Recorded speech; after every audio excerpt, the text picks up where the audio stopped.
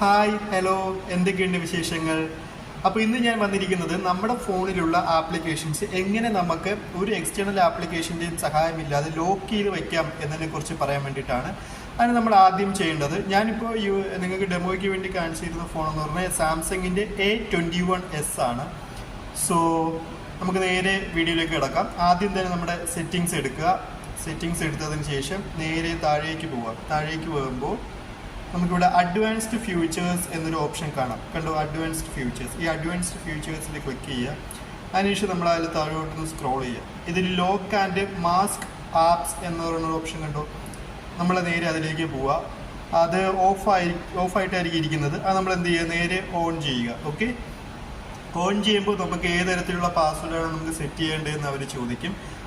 ഞാനിപ്പോൾ പാറ്റേൺ കൊടുക്കുവാണ്. പാറ്റേൺ കൊടുത്ത് ചുമ്മാ ഒരു പാറ്റേൺ ആയിട്ട് ഞാൻ കൊടുക്കുക.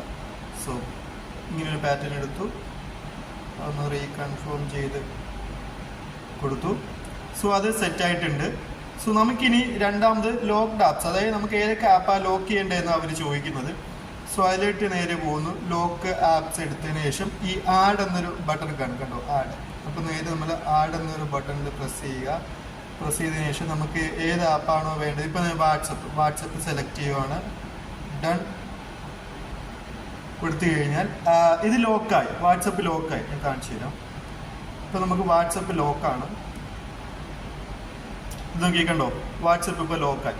അങ്ങനെ ഇതേപോലെ നമുക്ക് ഓരോ ആപ്പും, നമ്മുടെ ഫോണിലുള്ള ഓരോ ആപ്പും ഒരു എക്സ്റ്റേണൽ ആപ്ലിക്കേഷൻ്റെയും സഹായമില്ലാതെ തന്നെ നമുക്ക് സാംസങ് ഫോണുകളിൽ ലോക്ക് ചെയ്യാനായിട്ട് സാധിക്കും. സോ വളരെ ചെറിയൊരു ഇൻഫർമേഷനാണ്, വളരെ യൂസ്ഫുൾ ആയിരിക്കും എന്ന് വിചാരിക്കുന്നു. അപ്പോൾ നിങ്ങൾക്ക് വീഡിയോ ഇഷ്ടപ്പെട്ട് കഴിഞ്ഞാൽ നിങ്ങൾ ലൈക്ക് ചെയ്യൂ, കൂടെ കൂടിക്കും. Okay, bye, have a good day.